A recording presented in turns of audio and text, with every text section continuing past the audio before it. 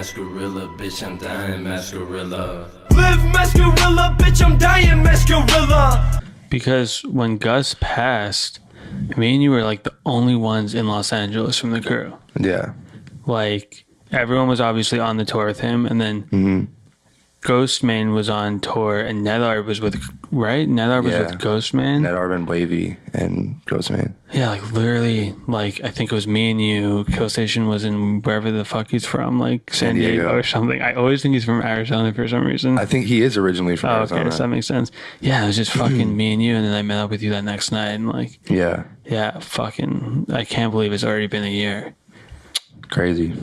Fuck, dude. That was a rough time, man. That was fucking rough. Yeah, like the fucking, dude, worst fucking day of my life. Like, yeah, bro. Like, bro, I say it all the time. Like, nothing will ever be the same, obviously, but like, so many things changed. Like, literally, the whole world just changed at that point.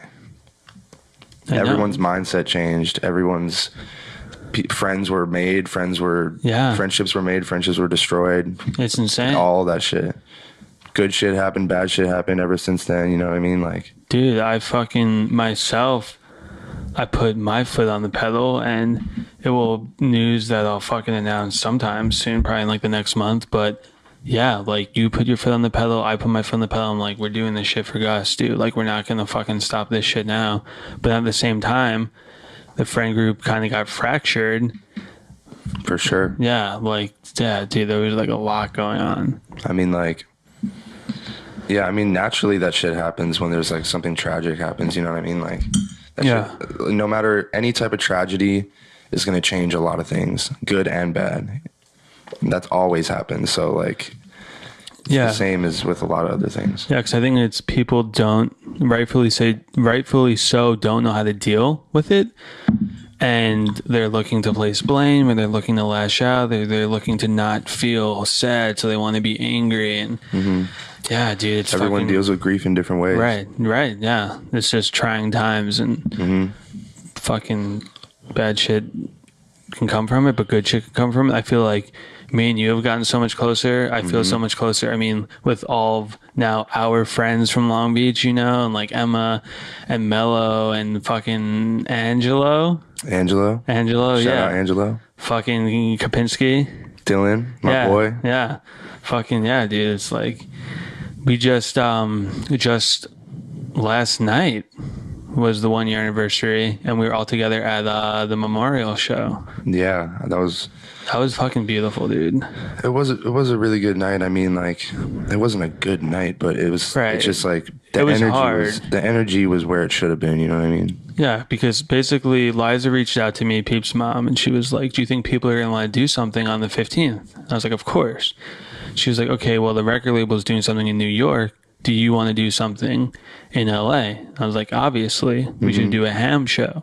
Because, like, let's bring it back to the roots. Get everyone together, free show, all the fans can come. Let's just play his music.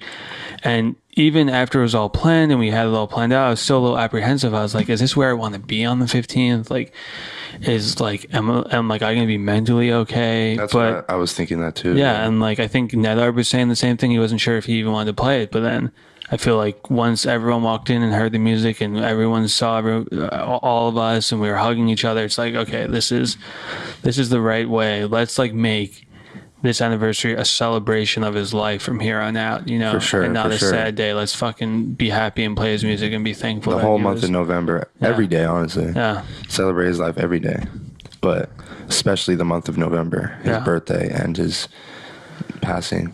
And this year was crazier because the album dropped in between and it was Halloween, and that's like a special holiday for him. So yeah, dude, there was a lot to fucking celebrate and fucking think of him about.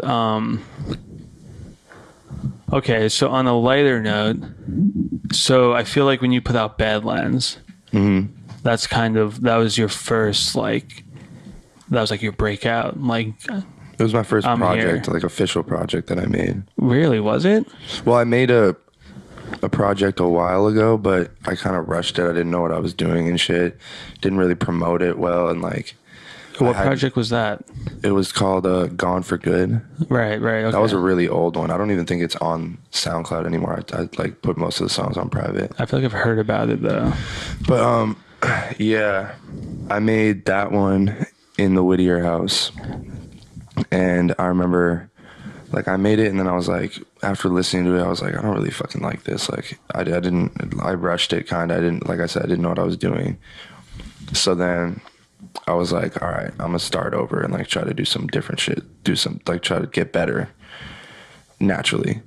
And so then, yeah, I started working on like different little EPs, working with different producers and stuff, experimenting with different shit.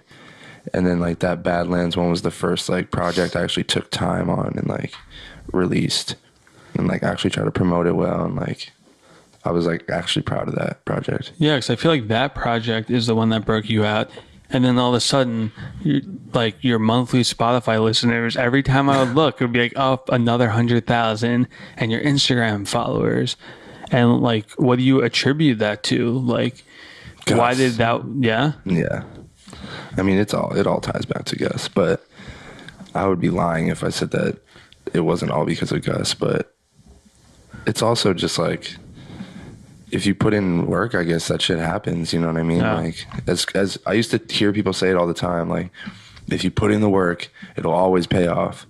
But I was like, it's not always going to pay off. Like, you could put in work and that shit never works out, you know? Yeah. It's obviously a certain amount of luck. And like, but like, that's not a breakout to me because I'm nowhere where I want to be. Well, I you know mean, what I mean? a breakout in our scene. Yeah, I guess. But your numbers are what you got, like 800,000 monthly Spotify listeners? I don't know, something around there. You know the number. It's actually 811. It's at 811.5. Someone listened to half a song. No, you know, dude, but you're out there. I guess. So then what happens after you drop that project? Because like, when was that? That was, once again, I have no idea what month it was, but it was like shortly after I moved into the Van Nuys house. It was the end of 2017. Yeah, I made the first half in the Whittier house and then finished it up in the Van Nuys house. Because I remember, oh yeah, a big reason why I made that project is because Kill Station taught me how to make beats. And I was like addicted to making beats for a little bit and like was so hyped about it. And then like I made like that, the project has like, I think 7 songs I produced on it. So what program are you? Logic. Were you using Logic Pro. Wow, you learned how to use Logic Pro. Yeah, well, I was already using Logic Pro to record. Oh, okay. But I used it to produce too, because Kill Station uses GarageBand, and it's like the same thing. Crazy. Yeah, I I'd be feel surprised who uses GarageBand. Like, when did yeah, I mean, I started using GarageBand for this podcast, but oh, you got it open right now? no, right now it's Ableton. Oh, really? Because my friend's like an incredible engineer. His name is Evan Reiner, and he was like, "Listen, bro, I'll just give you my passwords or whatever. Just use this. I'll like set it up on the right levels." But I was using GarageBand at first for the podcast. Dude, yeah. I feel like, so you and Kill Station are super close now. Like, when did that happen? In like 2015, we met in Pasadena, and I remember we went up to Oakland, I think it was, for a show. Yeah, it was Oakland, and I remember Gus was performing, Craig was performing, a bunch of other people. I think maybe even Eric. I forget exactly who was there, but Nolan was performing there, and so I met him there. I was just there. I was just the hype man, you know what I mean? Just like tagging along. And I met him there. And we just kind of like started, we like didn't really talk that much up there, but we like introduced ourselves. I remember we hit heads in the mosh pit. Oh, really? We smacked heads together. Because he goes insane in the mosh pit. Yeah. We smacked heads together and like looked at each other and we're like, and it was like a friendship was born. Dude. And then he flew into LA, I think like a month or so, 2 months after that, to come and stay at the Pasadena house for a bit and like really meet everybody. And so then he came, I picked him up from the airport, and yeah, we just became friends from there. Yeah, he's like no other person I've met. Yeah. But he's also like the realest person I've ever met. He will tell Good you guy. exactly what is going through his brain at any You given better moment. believe it. Yeah. You better believe it. Yeah, he's a really good guy. He's really talented. He's like the most talented person I've ever met, almost. So Just about. you end up touring with him this year, but so then what are you up to? You're living in North Hollywood, you're done with school, you put out Badlands, you're making more money from your music. Mm-hmm. Like, what was like early 2018 looking like? Like, what were those next steps that you made? Early 2018. So that was like, yeah, almost a year ago, yeah. Yeah. So it's hard to think what was going through my head at that time. I mean, I was still obviously shocked from what happened with Right. us and shit, and like just kind of like at that point I was just working every day. That's what my goal was. I was like, I'm gonna try to make a song or do something every day. And so like I was just literally going so hard, as hard as I could, try to make as much music as I can. Wasn't even really thinking about it, just trying to make songs. And then like occasionally I'd make a song and be like, okay, I really like that one, I'm gonna put that aside. Okay. Maybe release that, you know what I mean? And since then I haven't put out an official album yet, like considerably an album. Right. But I've just done EPs and shit. Because you put out a couple EPs this year. Yeah, 2 with Fish Narc. I've been working with Fish Narc very closely recently.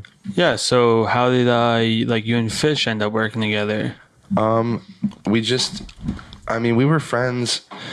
We met at the Whittier house in like 2017 at some point, like early 2017, I think.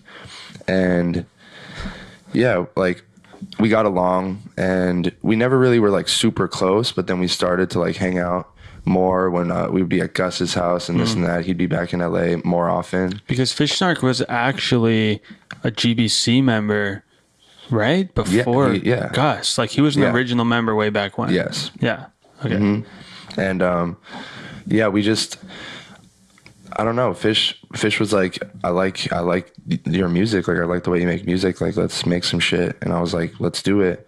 And I remember like we made a couple songs and he was like, I love these. Like I want to really keep going with this. And I was like, I'm down, because I love working with Ben. He's like super, super talented. He's like the best guitarist I've ever seen. Yeah, and he's like the nicest person ever. Great producer, very nice, and like just good energy, you know what I mean? So like we started working together closely and we just, I don't know, we just hit it off. It's like you can't really explain how like these friendships occur. Like, Yeah, I know. It It's just crazy. happens. Like you just find yourself, you're like, oh shit, we've been hanging out for a week straight. Like didn't even realize. Yeah. Like it just happens. So like, yeah, we just got along and shit worked out. Because also, I feel like for the last year, every time I've seen you, like whether it's the Spotify numbers going up or the touring, or you're like, yeah, this label just hit me up, or so-and-so just hit me up, they want to have a meeting. So like what, right now, do you have a manager? No. No manager. Do you have an agent? No. No agent. It was just a European Booking agency, yeah. booking company. They do all the Europe tours. They Yeah. do everyone. Whenever they go over there, they handle it. So no manager, no agent, and no label still. Yep. So what's your mindset on that? I'm just playing it by ear. I mean, I'm not trying to force anything, you know what I mean? I just like, if an opportunity comes and it's like the right time, then it'll work out, you know what I mean? Like Yeah. shit will just fall into place naturally, I'm hoping. But I'm not like out searching for like, you know, like that shit, because I feel Right. like I'm doing all right by myself. Do you think that you going to college has aided you in this process of being able to handle yourself? Yeah, well, what going to college for business has helped me the most with is being very cautious Right. and to tread very Live Mascarilla,